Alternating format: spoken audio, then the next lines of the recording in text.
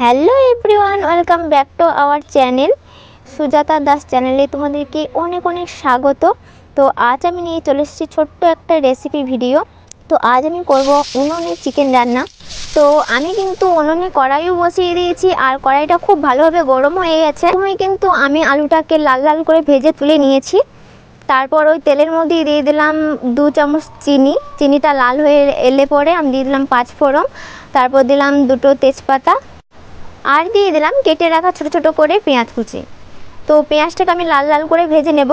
আর ভাজা হয়ে গেলে তো ওর মধ্যে দিয়ে দেবো 2 চামচ মতো হলুদ গুঁড়ো। আর হলুদ গুঁড়োটা পেঁয়াজের ওপরে দিলে পরে কি হয় বলো তো, ওই যে মশলা করার সময় যে ছিটকে গায়ের মধ্যে লাগে সেটা হয় না, ছিটে কম।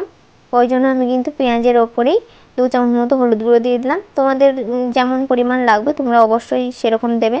তারপর দিয়ে দিলাম কাশ্মীরি লঙ্কা গুঁড়ো 1 চামচ।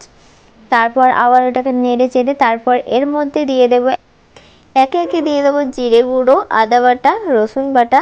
তারপর ওগুলোকেও ভালোভাবে নেড়ে চেড়ে ভালোভাবে কষিয়ে নেব, যতক্ষণ না মশলা থেকে তেল ছাড়ছে ততক্ষণ অবধি ভালোভাবে আমি কষিয়ে নেব। তো বন্ধুরা, আমার মশলা থেকে কিন্তু তেল ছেড়ে গেছে, কড়াইয়ের মধ্যে একটুকুও লাগছে না। তারপর কিন্তু আমি এর মধ্যে একটুকু জল দিয়ে আবার নেড়ে চেড়ে নেব। কারণ এর মধ্যে তোমরা যদি একটু গরম জল দিতে পারো কুসুম কুসুম, তাহলে অনেক ভালো হবে। আমি কিন্তু এখানে ঠান্ডা জলই অ্যাড করেছি। তো বন্ধুরা, জল দেওয়ার পর একটু নেড়ে চেড়ে আমি এর মধ্যে এখন মাংসগুলো দিয়ে দিচ্ছি। আমি কিন্তু মাংস ম্যারিনেট করে রাখিনি, একদম মশলাতেই আমি দিয়ে দিলাম। তো এরপর আমি ভেজে রাখা আলুটাও দিয়ে দিলাম।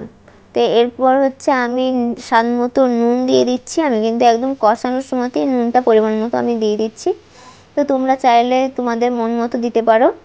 কষানোর সময়তে দিলে পরে কী হয়, মাংসতে নুনটা বেশ ভালোভাবে ঢোকে, অথচ খেতেও ভালো হয়। তো অবশ্যই তোমরা যারা যারা এরমভাবে রান্না না করেছো অবশ্যই একবার হলেও বাড়িতে ট্রাই করে দেখবে। আমি কিন্তু এটাকে ভালোভাবে খুব ভালোভাবে আস্তে আস্তে জাল দিয়ে আমি কিন্তু এটাকে কষিয়ে নেব। এতক্ষণ পর্যন্ত যারা যারা আমার এই রেসিপি ভিডিও দেখছো তাদেরকে অসংখ্য অসংখ্য ধন্যবাদ।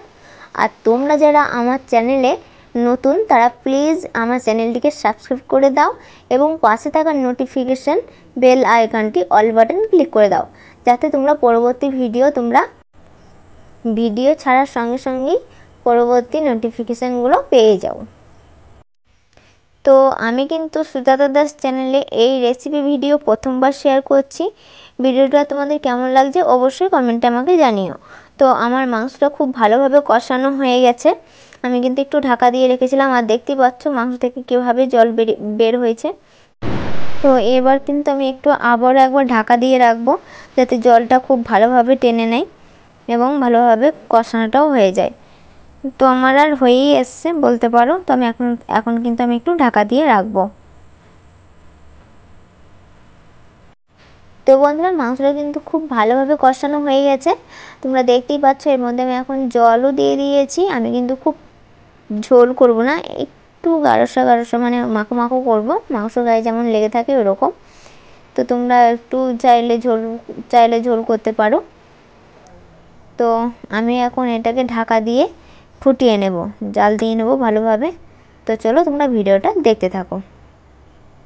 আর একটা কথা, কষানোর পর যে জলটা দেবে তারপর কিন্তু জল দেওয়ার পর উনুনের জালটা একটু বাড়িয়ে দিতে হবে, তাহলে বেশি ভালো হবে। তো বন্ধুরা, আমার কিন্তু মাংসের ঝোলটা হয়ে গেছে, আর দেখতেই পাচ্ছ কত সুন্দর কালার এসছে এবং মাংসগুলো খুব ভালোভাবে সেদ্ধ হয়ে গেছে। তো আমি কিন্তু এখন এটা নামিয়ে নেব। তারপর আবার কি, গরম গরম ভাতের সঙ্গে গরম গরম মাংসের ঝোল পরিবেশন করো, একদম অসাধারণ লাগবে। দেখো, বিশ্বাস নয় তো একবার হলেও ট্রাই করে দেখো। আমি কিন্তু এখন আমার পতিদেবকে দিচ্ছি বাটি ভরে।